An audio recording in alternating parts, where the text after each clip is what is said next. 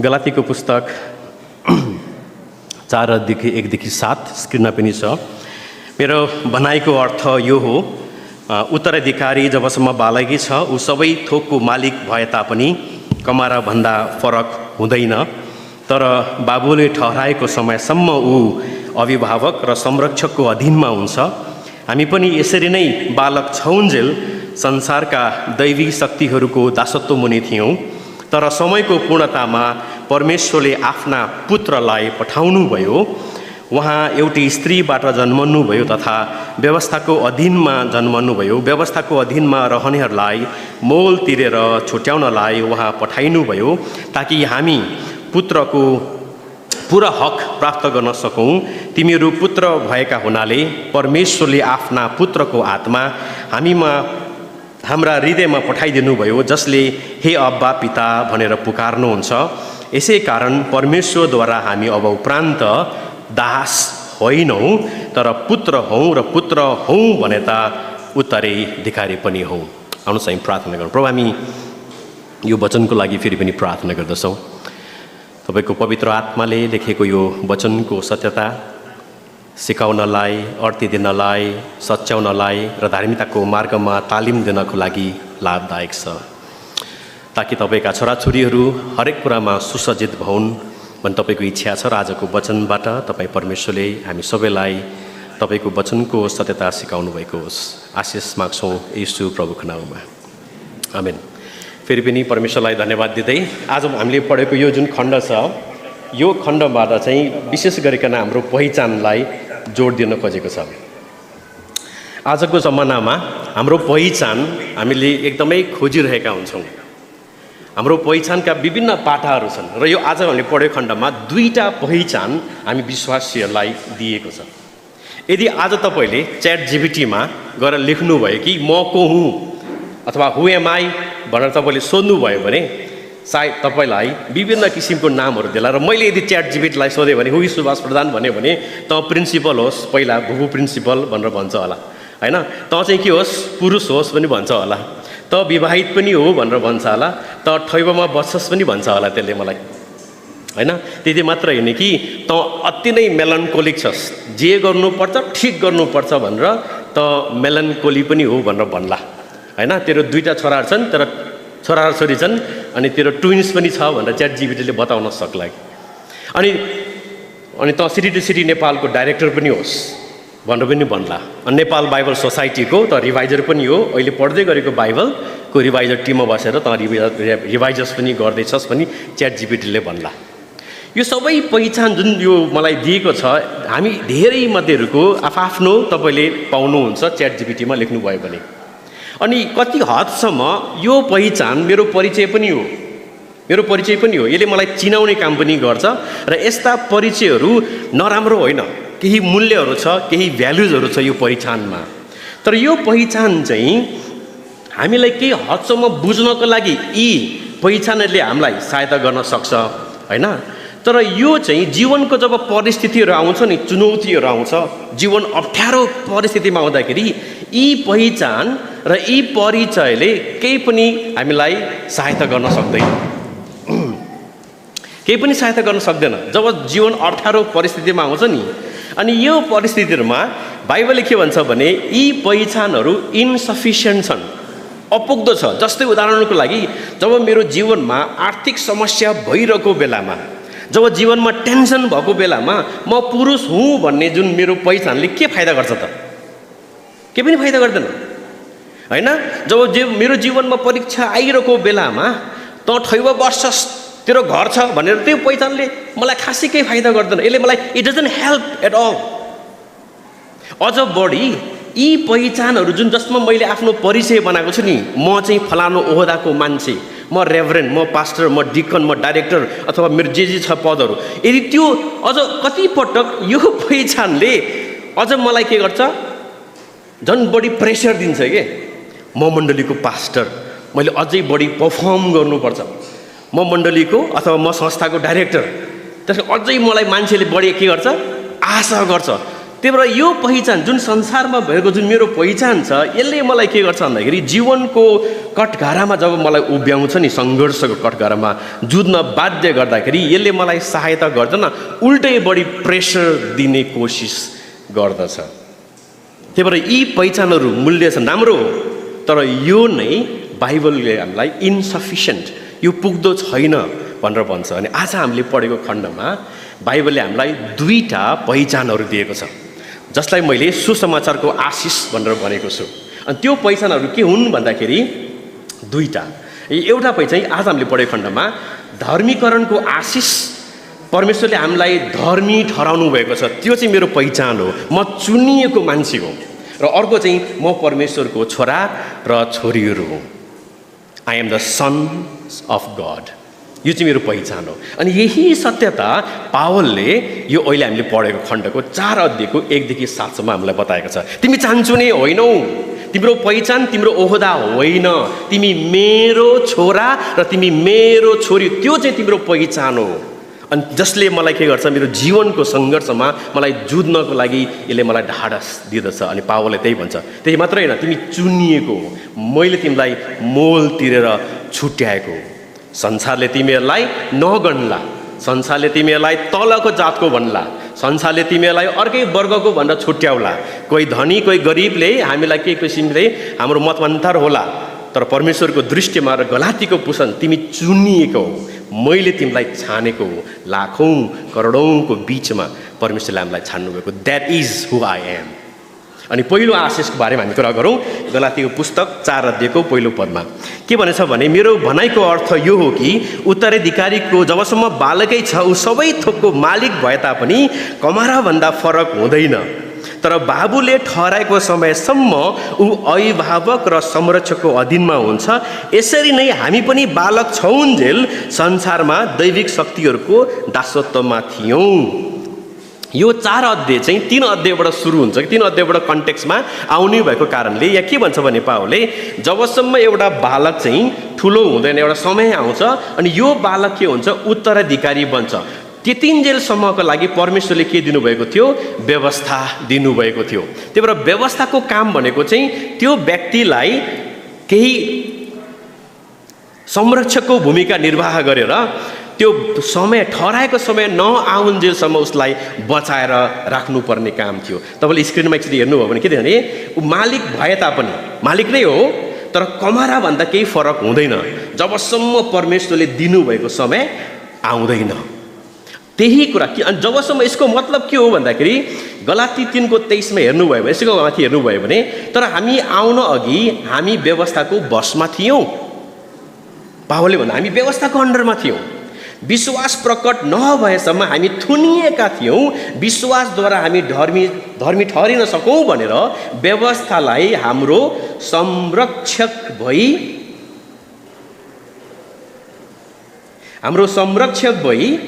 उहाँलाई हेर्नुहोस् एकदम मोस्ट इम्पोर्टेन्ट लाइन के छ यो खण्डमा भन्दाखेरि हामीलाई ख्रिस्टसम्म डोर्याउने जिम्मा दिएको छ भनेको छ क्या। यो भनेको मतलब व्यवस्था भनेको जुन पुरानो करारको नियम छ त्यो नियम प्रभुले किन दिनुभयो भन्दाखेरि ताकि त्यो नियम पढेर तिमीहरू येशूलाई चिन्न सक। सुन्नुभयो व्यवस्थाले हामीलाई ख्रिस्टसम्म डोर्याउने जिम्मा दियो भनेको पुरानो करार पढ्दा हामीलाई पुरानो करारले येशू देखाउनु पर्छ भनेर पावल भन्दै हुन्छ। त्यसैको लागि दिएको पुरानो करार नियम मात्रै होइन तर विश्वास आएको हुनाले अब उपरान्त हामी संरक्षकको अधीनमा छैनौँ। अब जसको निम्ति व्यवस्था दिएको थियो उहाँ आउनुभयो अब व्यवस्था चाहिँ उहाँमा पुरा भइसकेको छ। व्यवस्थाको काम भनेको येशूलाई पोइन्ट गर्ने हो पोइन्टिङ भइसक्यो येशू आइसक्नुभयो भन्ने रही पावलले बताउँदैछ। किन भन्नु पर्यो पावल तिमीले यो कुरा भन्दाखेरि त्यति बेलामा के घटना भएको थियो भन्दा जब गलातीको मण्डली गलातीमा जब पावलले सुसमाचार सुनाएको थियो पहिलो पटक त्यो सुसमाचार सुनाइसके बित्तिकै यहुदीहरू आएर के भन्यो भने विश्वासले मात्र पुग्दैन तिमीहरूले व्यवस्थाको रीति सबातीनहरू मान्नुपर्ने चाडहरू मान्नुपर्ने र तिमीहरूले खतना गर्नुपर्ने जुन परमेश्वरले नै दिनुभएको नियमहरू पालना नगरेसम्म तिमीहरूले मुक्ति पाउनेवाला छैन भनेर गलत शिक्षा सिकाइएको थियो। अनि मानिसहरूले विश्वास पनि गर्यो, यी गलातीका मानिसहरूले। अनि त्यो कुरा जब पावलले खबर थाहा पाइसके पछाडि पावल बडो रिसाउँछ। अनि पावलले के भन्छ भने, तिमीहरू यति छिटै अर्कै सुसमाचार सुनेर किन लागेको, मलाई त आश्चर्यचकित भएको छ। किनभने मैले सुनाएको सुसमाचार भन्दा फरक सुसमाचार यदि कसैले सुनाउँछ भने त्यो स्वर्गदूत नै भए तापनि त्यो श्रापित होस् भन्छ। There is no other gospel. ख्रिस्ट क्रुसमा मर्नुभयो, हाम्रो सट्टामा मर्नुभयो र मेरो सट्टामा उहाँ जिउनु पनि भयो। त्यो सत्यता बाहेक यसमा न थप्न सकिन्छ न घटाउन सकिन्छ भन्ने कुरा पावलले सिकाएको छ। यदि कसैले त्यो दुस्साहस गर्छ भने त्यो श्रापित होस्। छैन सुसमाचारमा न कुनै कामले हामी थप्न सक्छौँ न कुनै घटाउन नै सक्छौँ। त्यो सुसमाचारमा तिमीहरूले विश्वास गरेका छौ, त्यो गलत हो। जुन कुराले हामीलाई यो गर, यो नगर, यो गर, यो नगर भनेर खालि हामीलाई व्यवस्थाको मुनि लाने कोसिस गर्छ। त्यो there is no other gospel. छैन, व्यवस्था चाहिन्छ, छ व्यवस्था थियो। एक जमानामा त्यसको काम थियो, यसुलाई देखाउनु पर्ने काम थियो र यसु देखाइसक्नु भइसके पछाडि व्यवस्थाको काम सिद्धिएको छ। व्यवस्था काम लाग्दैन भनेको होइन, व्यवस्थाले जे काम गर्नलाई व्यवस्था दिएको थियो त्यो व्यवस्था सिद्धिएको छ, पुरा भएको छ यसुमा। अनि यो कुरा सुनाउँदै गर्दाखेरि पावलले के भन्छ भने व्यवस्था गलत होइन, व्यवस्थाको काम थियो। अनि किन व्यवस्था दियो भन्दाखेरि सुन्नुहोस् है, त्यहाँ गलाती 3:17-9 हेऱ्यो भने, तर व्यवस्थाको आवश्यकता किन पर्यो त? जुन सन्तानलाई प्रतिज्ञा भएको थियो ऊ नआउन्जेल अपराधको कारणले व्यवस्था थपिएको भनेको यसु जुन प्रतिज्ञा गर्नुभएको छ पुरानो करारमा, उहाँ नआउन्जेलसम्मको लागि मात्रै व्यवस्था दिएको। व्यवस्था परमेश्वरले नै हामीलाई दिनुभएको थियो।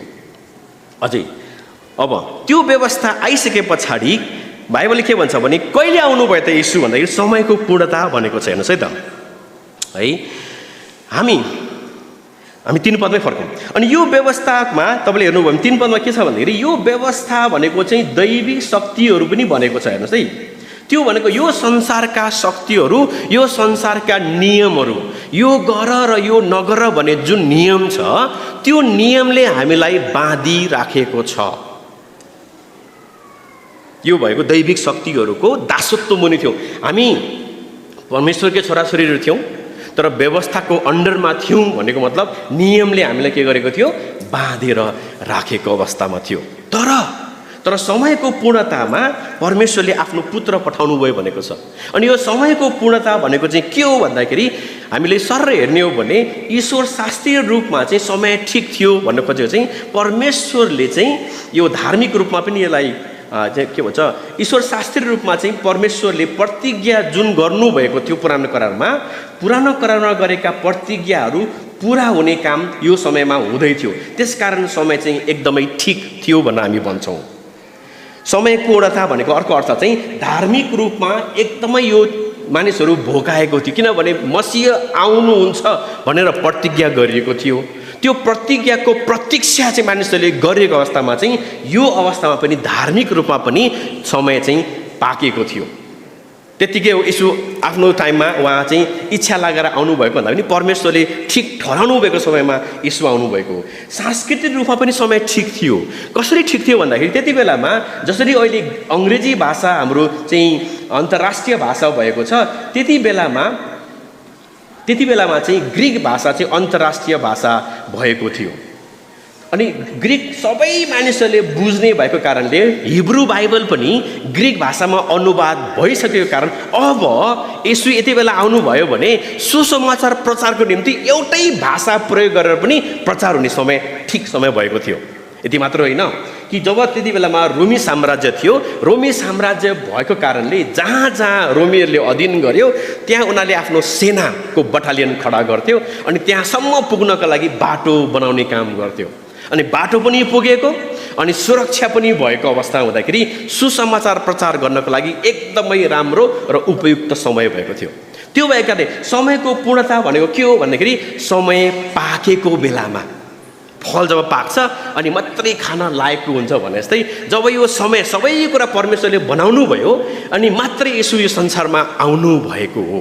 अर्को अर्थमा भन्ने हो भने के बुझ्छौँ भने हामीलाई हिब्रू भाषा के ग्रिक भाषामा दुईटा कुरा समयको लागि दिएको छ, एउटा काइरोस र एउटा क्रोनोस भनेर भन्छौँ। यो कुरा, यो दुईटै कुरा परमेश्वरको हातमा छ भन्न खोजेको। अर्को भाषा भन्यो भने समयको पूर्णता भनेको न त परमेश्वर मेरो टाइममा चल्नुहुन्छ है, परमेश्वर आफ्नो टाइममा चल्नुहुन्छ र जब उहाँले यसलाई पठाउनु भयो त्यो अति नै असल टाइम थियो, भलै हाम्रो निम्ति त्यो ढिलो भयो जस्तो लाग्छ होला। किनभने यहाँ चाहिँ यो प्रेरित 1 को 7 में हेर्नुहुन्छ भने उहाँले तिनीहरूलाई भन्नुभयो, यसुले पिताले आफ्नो अधिकारद्वारा तोक्नु भएको बेला, त्यो भनेको क्रोनोस, र समय भनेको काइरोस जान्ने तिमीहरूलाई तिमीहरू काम होइन। भनेको मतलब सबै थोक परमेश्वरको हातमा छ। अब तपाईँले एफएसी 1 को 8 देखि 10 हेर्नुभयो भने के भन्छ भने बाइबलले जुन अनुग्रह उहाँले हामीलाई प्रशस्त मात्रामा दिनुभयो, किनकि सम्पूर्ण बुद्धि र आन्तरिक समझमा ख्रिस्टमा राख्नु भएको उद्देश्य अनुसार उहाँले आफ्नो इच्छाको रहस्य हामीलाई जान्न दिनुभएको छ, ताकि समय पुरा भएपछि स्वर्ग र पृथ्वीमा भएका सबै थोकहरू ख्रिस्टको अधीनमा आउन्। भनेको मतलब इट इज गॉड्स टाइमिङ। क्रोनोस र काइरोस, काइरोस भनेको एउटा यस्तो समय र क्रोनोस भनेको एउटा समय अवधि। समय हाम्रो भाषामा भन्यो भने बेला र समय, यो दुईटै गड्सको कन्ट्रोलमा छ, उहाँको नियन्त्रणमा छ। त्यही भएर येशू ख्रीष्टको आउने समयको पूर्णता अर्को भाषामा भन्ने हो भने, सरलमा भन्यो भने जसरी इजरायलीहरूको उद्धारको लागि आफूले ठहराउनु भएको समयमा मोसा दिनुभयो नि, दासत्वबाट छुटकारा ल्याउनको लागि मोसा पठाउनु भयो। कति वर्ष लाग्यो? 400 वर्ष लागेको थियो, 430-420। इच्छा हुँदा हुँदै पनि 400 वर्ष पछाडि मात्रै परमेश्वरले इजरायलीहरूलाई मिस्र देशबाट छुटाउनु भएको मोसा पठाउनु भयो। ठिक त्यही प्रकारले तिनीहरूको दासत्वबाट उद्धार गर्नुभयो। यसरी नै आफूले ठहराउनु भएको समयमा आफ्नो पुत्र दिई हामीलाई हाम्रो पापको दासत्वबाट उद्धार गर्नुभयो। In his time God makes things beautiful. उहाँले आफ्नो समयमा सबै थोक सुन्दर बनाउनु, हामी हतार गर्नु पर्दैन भन्न खोजेको मैले। परमेश्वरले आफ्नो समयमा सबै थोक ठिक गर्नुहुन्छ। यसो आउने समय पनि समय पाकेको समय थियो। सबै आउनुभयो, व्यवस्था थियो, व्यवस्थाले यीशुलाई देखाउने काम गर्थ्यो र यीशु संसारमा आउनुभयो समय पाकेको बेलामा। किन आउनुभयो? अर्को प्रश्न यही गरेको छ, किनभने परमेश्वरले मोल तिरेर हामीलाई छुट्याउनु भएको छ। बाइबलको एक खण्डमा हेर्नु त गलाती 4 को 1 देखि 5 त अन्तिममा हेर्नुहोस् है त। एउटी स्त्रीबाट उहाँ जन्मनुभयो तथा व्यवस्थाको अधीनमा जन्मनुभयो। व्यवस्थाको अधीनमा रहनेहरूलाई मोल तिरेर छुट्याउनलाई उहाँ पठाउनु भएको छ।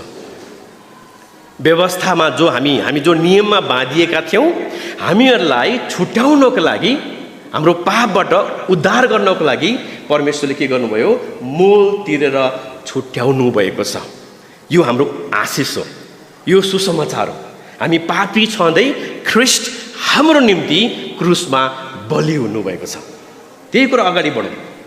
अब प्रश्न चाहिँ के उठ्छ भन्दाखेरि, धेरै पटक सुसमाचार सुनाउँदा जाँदाखेरि येशू ख्रिस्ट तपाईँको लागि क्रुसमा मर्नुभयो भन्दाखेरि मैले मर्नु भनेको थिएँ र उहाँलाई भन्ने प्रश्न पनि आउँछ कि मैले थोरै मर्नु भनेको थिएँ र? यसो किन मर्नु भयो त हाम्रो लागि भन्ने कुरा जान्न जरुरी छ। यदि सुन्नुहोस् है त, यदि यो म हुँ होइन, यदि मैले अरू कसैप्रति मैले विरोध गरेको छु, अघि पास्टरले पनि प्रार्थना गर्दै हुनुहुन्थ्यो होइन, क्षमाको प्रार्थना, यदि मैले कसैमाथि के गरेको छु, मैले अपराध गरेको छु भने, सुन्नुहोस् है एकदम ध्यान दिएर, कसैको विरुद्धमा मैले अपराध गरेको छु भने पास्टर जेम्स आएर सुभाष भाइ म तिमीलाई क्षमा गर्छु भन्नुभयो भने यसले के अर्थ राख्छ त? केही पनि अर्थ राख्दैन। किनभने क्षमा माग्नु हो भनेर लेनदेन गर्नु हो भने यो मान्छे र यो मान्छेको बिचमा के हुनुपर्छ? क्षमादान हुनु पर्यो। एकदम ध्यान दिनुहोस् है। मोल तिरेर किन छुटाउनु हो भनेको जान्नको लागि भन्न खोजेको मतलब, जसको विरुद्धमा अपराध गरिएको छ, जसको विरुद्धमा अपराध गरिएको छ उसले नै के गर्ने हो? क्षमा दिने हो के। त्यसले अर्को थर्ड पर्सन आएर म तिमीलाई क्षमा दिन्छु भन्न जरुरी छैन। यसले कुनै पनि अर्थ राख्दैन। त्यही भएर हामीले किन परमेश्वरबाट हामीले क्षमादान माग्नु पर्छ, किन परमेश्वरको क्षमा हामीलाई चाहिन्छ भन्ने कुरा जान्नको लागि म तपाईँलाई यो फोटो देखाइरहेको छु। हामीले यसकारण परमेश्वरको क्षमा चाहिन्छ किनभने हामी आपसमा हाम्रो अपराध भए तापनि दाजुभाइको बिचको घृणा, दाजुभाइ बिचको अक्षमादान, दाजुभाइ बीचको सम्बन्धको खराबी यो सबै वास्तवमा परमेश्वरको वचनको विरुद्धमा हो। त्यसै कारणले जब मैले यो भाइलाई घृणा गर्छु, त्यो घृणा गर्नु भनेको परमेश्वरको वचनको विरुद्धमा जानु हो। त्यसकारण यो भाइले मात्रै मलाई क्षमा दिएर पुग्दैन, किनभने मैले परमेश्वरको वचनको विरुद्धमा अपराध गरेको कारणले उहाँले पनि मलाई क्षमा दिन त्यत्तिकै जरुरी पर्दछ र हामीले पनि उहाँलाई क्षमा माग्न त्यत्तिकै जरुरी पर्दछ। त्यही भएर क्षमादान एक आपसी मात्रै होइन, होरिजेन्टल मात्रै होइन, यो भर्टिकल पनि त्यत्तिकै इम्पोर्टेन्ट पर्छ।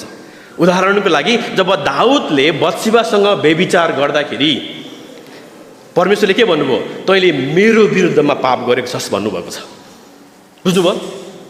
तैँले मेरो विरुद्धमा पाप गर्छ भनेर परमेश्वरले भन्नु। यसको मतलब दाजुभाइ बीचको सम्बन्ध, श्रीमान र श्रीमतीको बीचको सम्बन्ध, हरेक इस्युजहरू परमेश्वरसँग रिलेटेड छ। त्यही भएर मैले मेरो श्रीमतीसँग र श्रीमतीले श्रीमानलाई आई फर्गिभ यु भनेर मात्रै नपुग्दो रहेछ, परमेश्वर मलाई क्षमा गर्नुहोस्, मैले तपाईँको विरुद्धमा मैले पाप गरेको छु भनेर भन्नुपर्ने रहेछ। र परमेश्वरले मलाई क्षमा गर्नु हो भने क्षमा त्यत्तिकै हुँदैन, कसैको रगत नबगाइकन क्षमादान हुँदैन प्रियहरू। somebody has to die। रगत नबगाइकन क्षमा हुँदैन। तेरो मुखले मात्रै आई फर्गिभ यु मात्रै भनेर एक आपसमा हुनेवाला छैन रहेछ। जबसम्म मैले मेरो भाइको विरुद्धमा अपराध गरेको छु भने तपाईँ परमेश्वर पनि, प्रभु मैले मेरो भाइको विरुद्धमा अपराध गरेको छु, तपाईँले मलाई क्षमा दिनुहोस्, किनभने त्यो काम तपाईँकै विरुद्धमा मैले मुक्का हानेको हो। त्यसैले परमेश्वरले मलाई क्षमा दिनको लागि आफ्नो पुत्र पठाउनु भएको हो।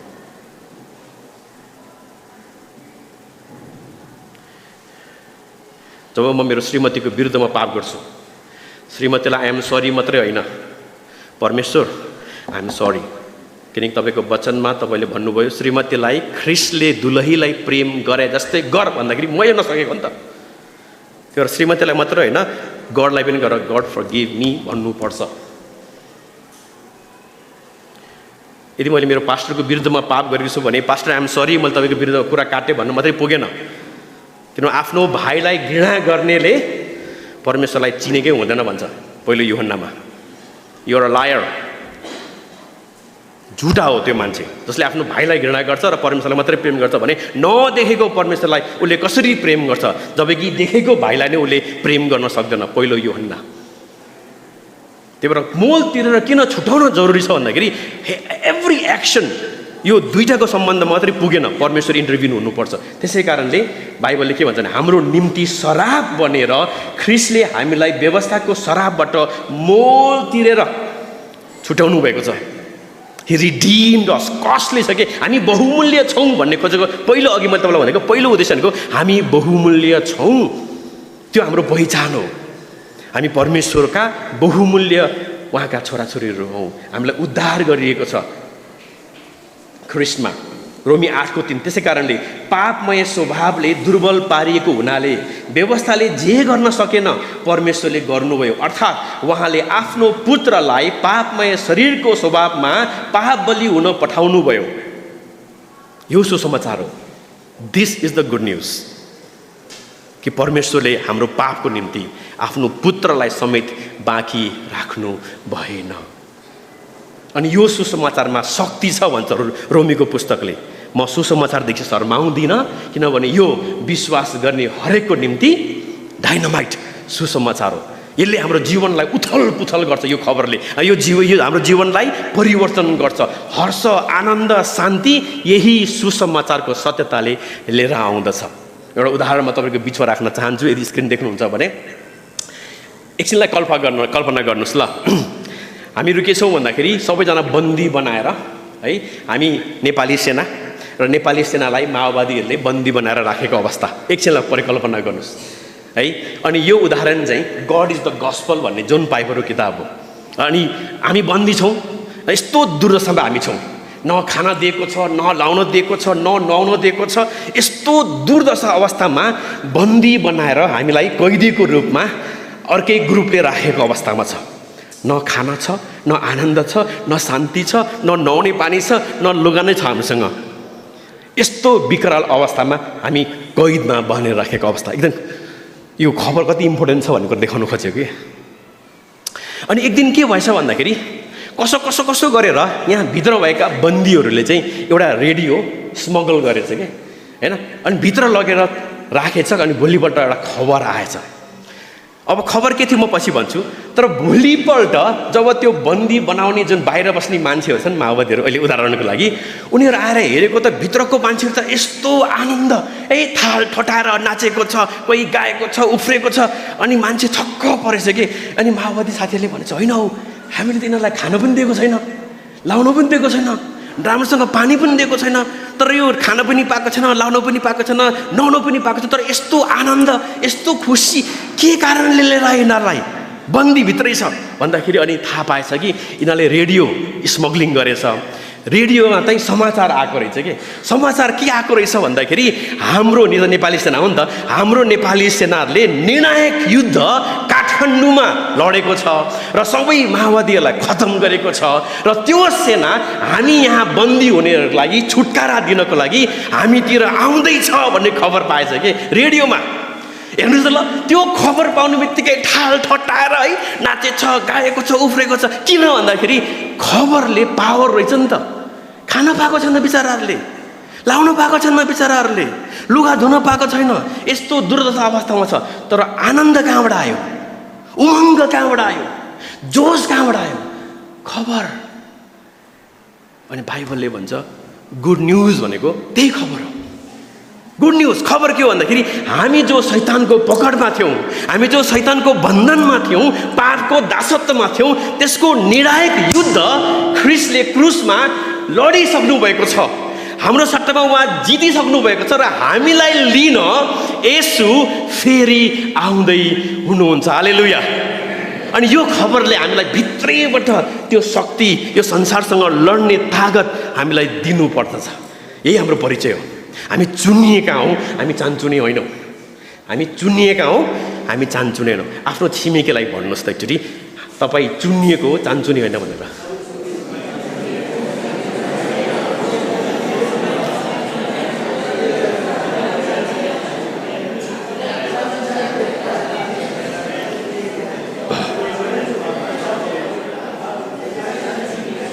तपाईँ चान्चुने होइन, तपाईँ चुनिएको हो। आमेन। मण्डली परिवार, हाम्रो धेरै मानिसहरू आर्मीमा छन्। कतिजना अहिले पनि तयारीमा हुनुहुन्छ होला। आर्मीमा चुनिनु भनेको त्यो घर परिवारमा कति यहीँ गुरुबा हुनुहुन्छ हाम्रो उदाहरणको लागि। चुनिनु भनेको कस्तो उमङ्ग हो भन्ने कुरा यहाँ पास्टरलाई सोध्नु न एकचोटि। कहिले याद गर्नुहोस्, तपाईँ चुनिएको हो। आर्मीमा सेलेक्ट, युके आर्मीमा मेरो छोरा सेलेक्ट हुँदाखेरिको बाउको उमङ्ग एकचोटि हेर्नु त। तपाईँ परमेश्वरको राज्यको लागि चुनिएको मान्छे हो। आफूलाई चान्चुने कदापि नठान्नुहोस्। भलै यो संसारमा दुःख छ, कष्ट छ, पीडा छ, हुन्छ भनेर गुरुले पहिले नै भन्नुभएको होइन त यूहन्नामा।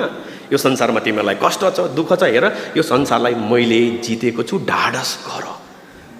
तपाईँ चुनिएको हो।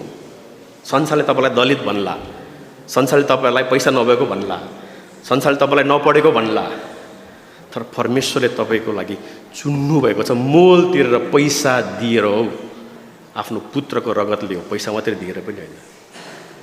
प्रियहरू, त्यसै कारण यो सुसमाचार मण्डलीको जग हुनुपर्दछ। अनि मार्टिन लुथरले के भन्नुहुन्छ भने एभ्री विक आई प्रिच, यो धर्मीकरणको सिद्धान्त, यो सुसमाचारको सत्यता, आई प्रिच एभ्री विक। किन भन्दाखेरि because every week they forget. हरेक हप्ता मेरो विश्वासीले बिर्सिन्छन् के म चुनिएको हुँ, म प्रभुको छोरी हुँ, म प्रभुको छोरा हुँ भन्ने कुरा। अनि यही नै के हो, यही सिद्धान्तमा कि त मण्डली खडा हुन्छ कि त मण्डली पतन हुन्छ भनेर मार्टिन लुथरले भन्नुहुन्छ। This is the doctrine in which either the church stands वा आइदर द चर्च फेल्स। यदि हामी चमत्कारतर्फ लाग्यौँ भने हामी चिप्लिन्छौँ। यदि हामी ख्रिस्टमा र उहाँको सत्यतामा यदि अडिक लिएर सत्यतामा बस्यौँ भने इनाम पक्का छ हाम्रो निम्ति। किनभने चमत्कारीहरूलाई प्रभुले अन्तिममा भन्नुभएको याद छ नि, प्रभु मैले तपाईँलाई यो गरेँ, त्यो गरेँ, यो गरेँ भन्दा प्रभुले के भन्नुभयो? दूर हो जाऊ मेरी नजरों से, होइन, दूर हो जा, म तँलाई चिन्दिनँ भन्नुभयो। यो सुसमाचार प्यारो हुनुपर्छ, यसको रस स्वादन गर्नुपर्छ। दोस्रो आशिष एकदम छोटो गरी, सुरुमा पहिलो आशिष हामी धर्मी ठहरिएका मान्छे हौँ, हामी परमेश्वरले चुनिएको जाति हौँ हामी। दोस्रो आशिष, परमेश्वरले चुन्नु मात्रै भएन के, उहाँले हामीलाई छोरा र छोरीको अधिकार पनि दिनुभएको छ। वी आर हिज चिल्ड्रेन, उहाँको छोराछोरी हो हामी। कसरी भन्दाखेरि अगाडि पढौँ। सरी,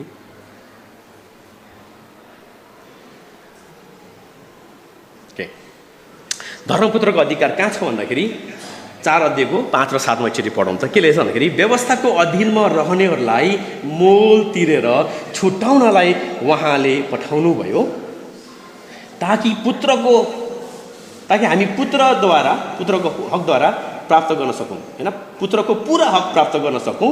तिमीहरू पुत्र भएका हुनाले, सुन्नुहोस् है, हामीहरू पुत्र भएको हुनाले परमेश्वरले आफ्ना पुत्रको आत्मा हाम्रो हृदयमा पठाइदिनु भयो, जसले हे अब्बा पिता भनेर पुकार्नुहुन्छ। यसै कारण परमेश्वरद्वारा हामी अब उपरान्त दास होइनौँ, नो मोर स्लेव्स, तर पुत्र हौँ र पुत्र हौँ भने त उत्तराधिकारी पनि हौँ। आमेन। अब सुन्नुहोस्, गहिरो रहस्य मैले बुझेको, परमेश्वर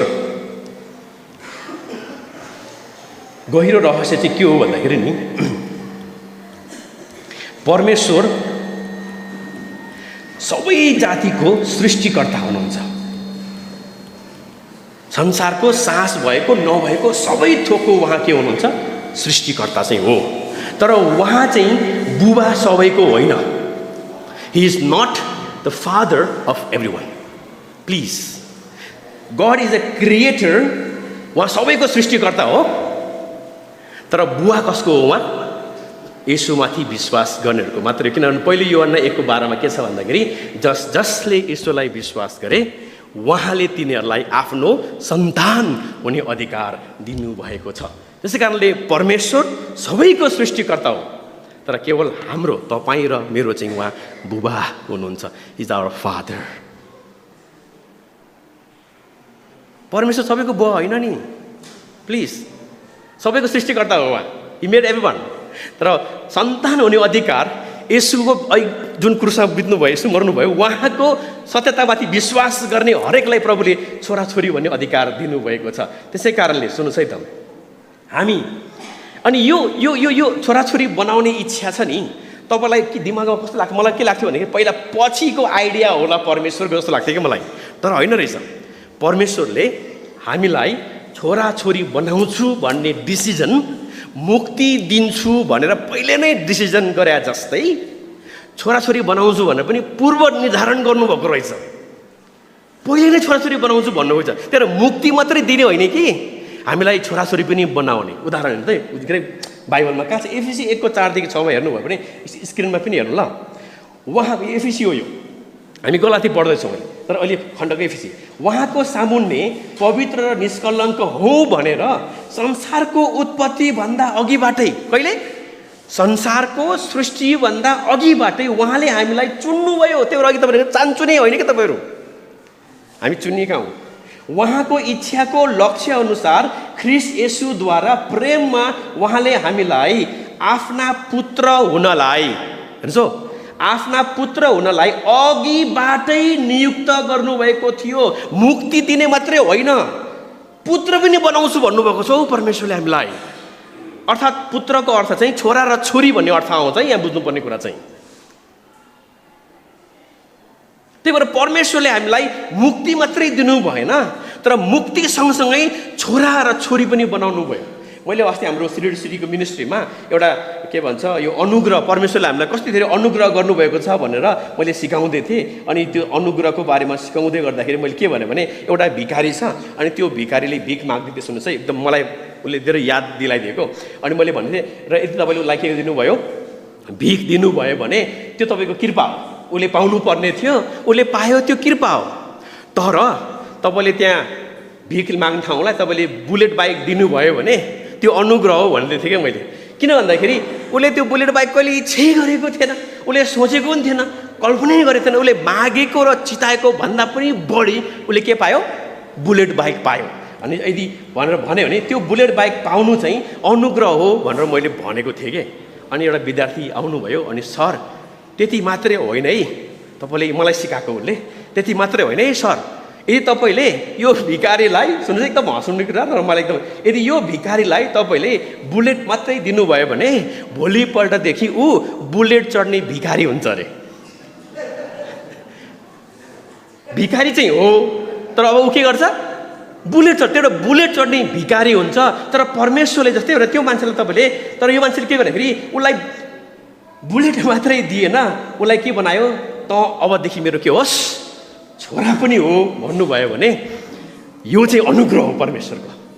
तर परमेश्वरले हामीलाई खालि मुक्ति मात्रै दिनु भएन, तर मुक्ति सँगसँगै आजदेखि तिमी मेरो छोरी, आजदेखि तिमी मेरो छोरा भनेर अँगाल्नु पनि भयो। अनि यो छोरा बनाउँछु भन्ने दोस्रो थट होइन रहेछ के, पछि आएको विचार होइन रहेछ। परमेश्वरले सृष्टिको अगाडि उत्पत्तिभन्दा अघिबाटै तपाईँलाई छोरा बनाउँछु, म तिमीलाई छोरी बनाउँछु भनेर पूर्व निर्धारण गर्नुभएको थियो। यो ठुलो आशिष होइन र हामीलाई? This is the good news के, यो सुसमाचारको आशिष हो कि म प्रभुको छोरा हुँ। अनि प्रियहरू म धेरै भन्दिनँ। अनि छोरा कसरी बनाउनु भयो? आफ्नो पुत्रको आत्माद्वारा पठाउनु भयो चाहिँ गलाती 4:5 अलिकति म भन्छु नि, हामी बन्द गर्छौँ। यहाँ के छ भन्दाखेरि सुन्नुहोस् है, परमेश्वरले आफ्ना पुत्रको आत्मा हाम्रो हृदयमा हालिदिनु भएको छ। त्यही भएर अब जसले भनेको सुन्नु एकदमै कसले चाहिँ यो हे आबा पिता भन्छ भन्दाखेरि यो पुत्रको आत्माले कराउने हो, हामीले कराउने होइन। यो गलातीको खण्डमा चाहिँ येशूको आत्मा कराउने हो, हे आबा पिता भनेर भन्छ अरे हाम्रो आत्माले, मैले भनेको होइन। यो सुन्छ यहाँ हाम्रो हृदयमा पठाइदिनु भयो पुत्रको आत्मा, अनि यो आत्माले कराइरहन्छ अरे, किनभने उहाँको आत्मा आएको छ नि त पुत्रको आत्मा, अनि हे आप्पा हे बुवा भनेर पुकारिरहन्छ अरे भित्रको आत्माले। तर रोमीमा फेरि के भन्छ भने रोमी 8:9 सुन्नुहोस् है, यदि साँच्चै परमेश्वरको आत्मा तिमीहरूमा बास गर्नुहुन्छ भने पापमय स्वभावमा होइन, अबदेखि तर पवित्र आत्मामा हुनेछौ। तर कुनै मानिसमा ख्रिस्टको आत्मा हुनुहुन्न भने त त्यो उहाँको हुँदै होइन।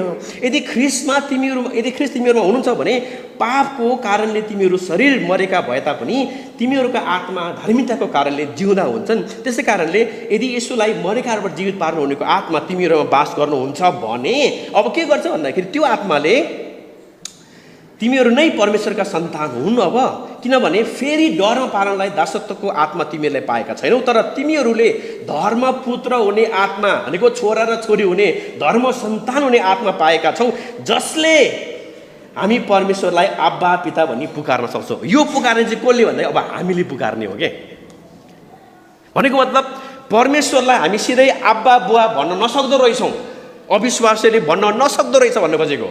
जबसम्म त्यो व्यक्तिमा परमेश्वरले आफ्नो पुत्रको आत्मा हाल्नुहुन्छ अनि मात्रै आब्बा पिता भनेर त्यो व्यक्तिले भन्न सक्दो रहेछ।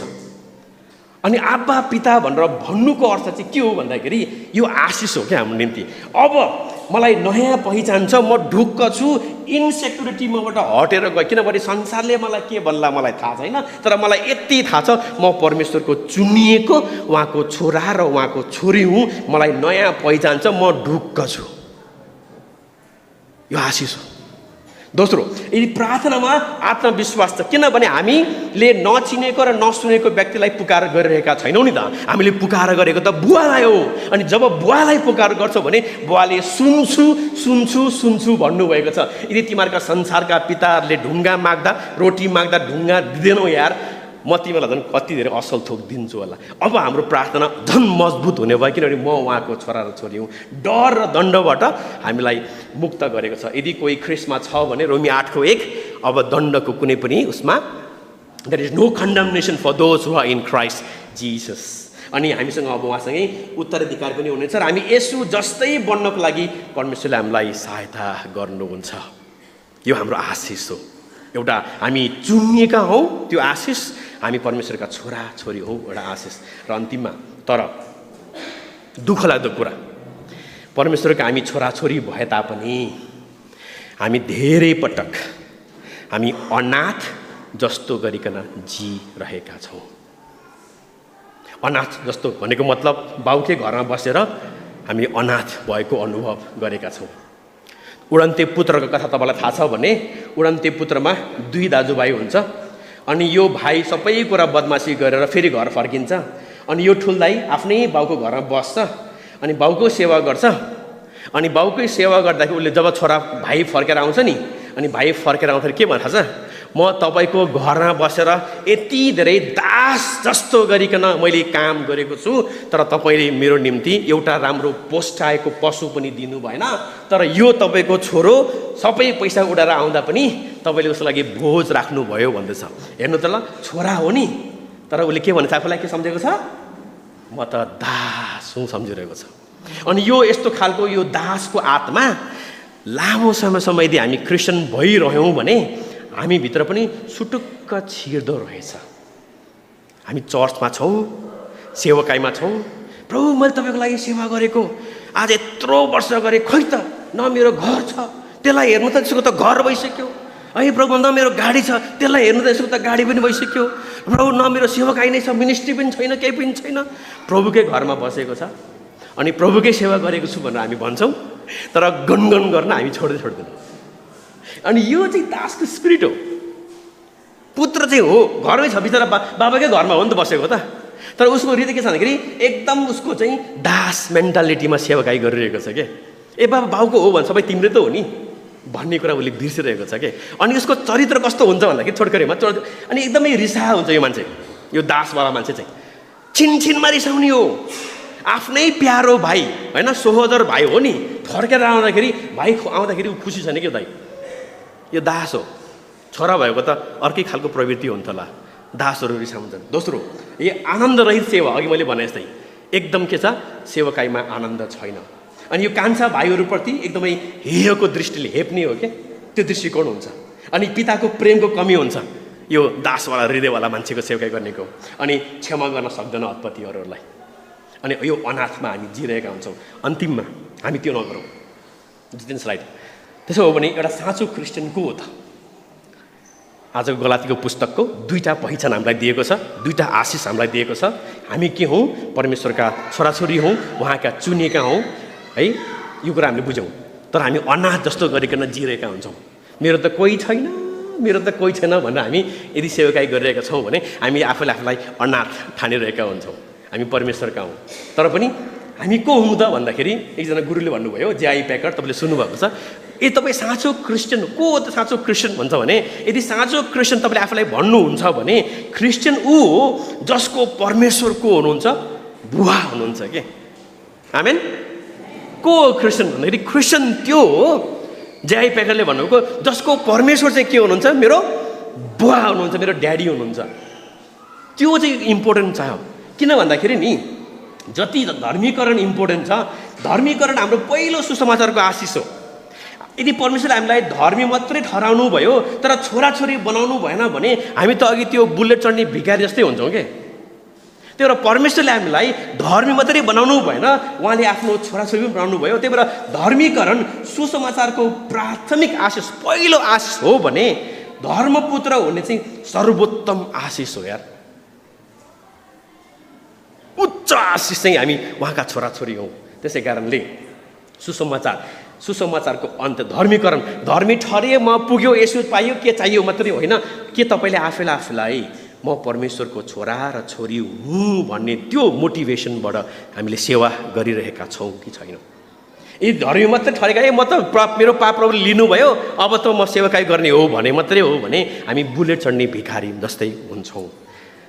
अन्तिममा J.I. Packerले भन्नुभएको, यदि कसैले क्रिस्चियन हुनुको अर्थ कति राम्ररी बुझेको छ भनी जान्न चाहनुहुन्छ भने परमेश्वरको सन्तान हुन र परमेश्वरको आफ्नो पिता मान्नु भएको विचारलाई उसले कति महत्त्व दिन्छ भनेर पत्ता लगाउनुहोस्। J.I. Packerले भन्नुभएको, तपाईँले आफैलाई म परमेश्वरको छोरी हुँ भन्ने सत्यतालाई कति गम्भीर रूपमा लिनुभएको छ, त्यो कुरा इम्पोर्टेन्ट छ। किनभने यदि यो विचार उसको आराधना, उसको प्रार्थना र उसको जीवनप्रतिको उसको सम्पूर्ण दृष्टिकोणलाई प्रेरित र नियन्त्रण गर्ने विचार होइन भने तपाईँको आराधना म यीशुको छोराछोरी हुँ, म परमेश्वरको छोरी हुँ भन्नेबाट यदि आएको छैन भने यसको अर्थ उसले क्रिस्चियन आस्थालाई राम्ररी बुझेकै छैन। उसले बुझेकै छैन क्रिस्चियन हुनु भनेको के हो भनेर। खालि मुक्ति मात्रै पाउनु क्रिस्चियन हुनु भनेको होइन रहेछ। म परमेश्वरको छोरी हुँ। त्यही भएर अन्तिम इलुस्ट्रेसन अनि बिदाई गर्छु है त। एउटा दृष्टिकोण अनि सिद्धिन्छ। आज मेरो 45 मिनटको टाइम भनेको थिएँ मैले पास्टरलाई। यो दुईटाको स्वभाव तपाईँले हेर्नुभयो भने नि, यो सुँगुरको स्वभाव कस्तो हुन्छ भने हिलोमा जाने हुन्छ कि जहिले पनि।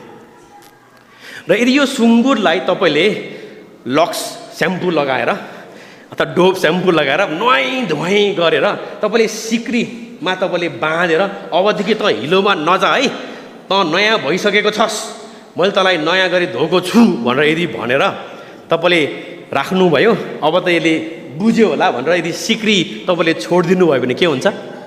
के हुन्छ? फेरि ऊ के हुन्छ? हिलोमै जान्छ। किनभने उसको स्वभावै के हो भन्दाखेरि हिलोमा जाने स्वभाव हो। अब तर यो बिरालोलाई तपाईँले हेर्नुहोस् त ल, बिरालोको स्वभाव कस्तो हुन्छ?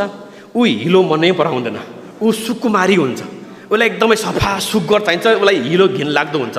अब सुन्नुहोस् है त, यदि यो सुँगुरलाई जतिसुकै नुहाइदिएर बाँधेर राख्यो भने यो व्यवस्था हो के, त्यो व्यवस्थाले हामीलाई के गरेको थियो भन्दाखेरि बाँधेर राखेको थियो।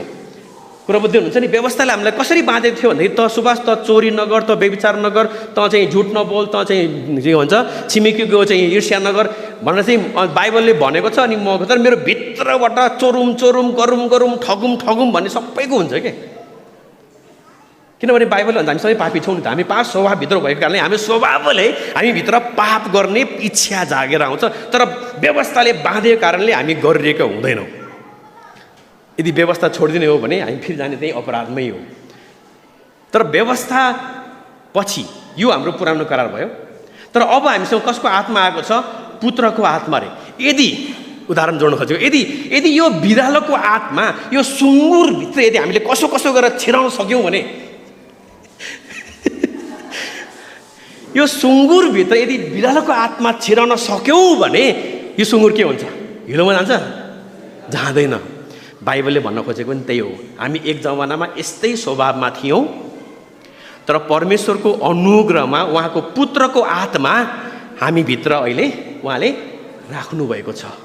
अहिले हामीभित्र येशूको आत्मा हुनुभएको कारण अब हामी यो सुँगुरको स्वभावमा होइन, पुत्रको स्वभावमा चल्नुपर्छ के, पुत्रको स्वभावमा। अनि यो सत्यता गलातीको पुस्तकले भन्छ यो हाम्रो सुसमाचारको आशिष हो। सुँगुरको आत्मा होइन, पुत्रको आत्मा हामीभित्र बास गरेको छ। आमेन। त्यसै कारणले कसरी हुर्कने त? अब आजको पाठबाट मैले के सिक्ने त भन्दाखेरि तीनवटा कुराहरू।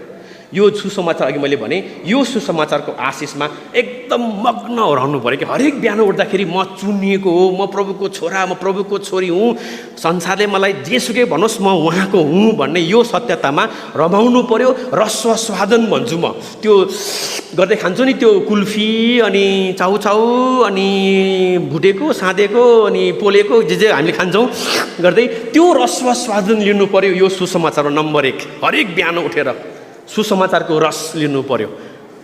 पानीपुरी खाँदाखेरि को स्वादमा। दोस्रो कुरा, यदि तपाईँले आफूलाई पश्चाताप गर्नुभएको छ, यदि हामी सुँगुरै स्वभावमा छौँ भने, हामी दासको स्वभावमा छौँ भने हामीले क्षमा माग्नुपर्छ, पश्चाताप गर्नुपर्छ। हामी परमेश्वरका छोराछोरी हौँ। र तेस्रोमा, अनि यो सत्यता हामीले के गर्नु छोड्नु हुँदैन? प्रचार गर्न चाहिँ छोड्नु हुँदैन। आमेन। परमेश्वरले हामीलाई दिनुभएको यो दुईटा आशिष छ। मैले 45 मिनटको समय ब्याप्टिस्ट हो नि त होइन।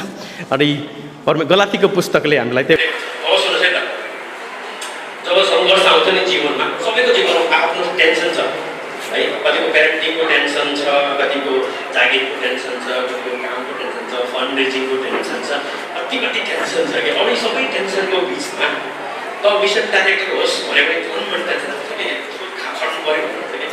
तर तपाईँले जब मनमा हुन्छ मैले किन डराउने, मेरो साथमा त मेरो बुवा हुनुहुन्छ र बुवाले मलाई चुन्नु भएको छ। चुन्नु मात्रै होइन, मलाई छोरा र छोरीको अधिकार दिएको छ। अनि यसले मलाई यो जीवनको सङ्घर्षमा लड्नलाई धेरै सहायता गर्छ। नजिकेर आफ्नो अर्को पहिचान इज भेरी इन्सफिसियन्ट। प्रार्थना प्रभुले धन्यवाद दिन्छ। यति मिठो सुसमाचार तपाईँले हाम्रो निम्ति एक आपसी विद्रोह मात्र होइन, हामी हरेक विद्रोह तपाईँको विरुद्धको विद्रोह भन्ने कुरा तपाईँले आज देखाइदिनु भएकोलाई धन्यवाद। त्यो म क्षमा माग्छु प्रभु, यदि हामीले मैले गरेको गल्ती तपाईँको वचनको विरुद्धमा, व्यवस्थाको विरुद्धमा क्षमा गरिदिनुहोस्। मलाई पनि हर बिहानी हर दिन म तपाईँको छुट्टिएको छोरा छोरी हुँ भन्ने सन्देश सूचना गर्नको लागि लिभिङ बप्टिस्ट मण्डली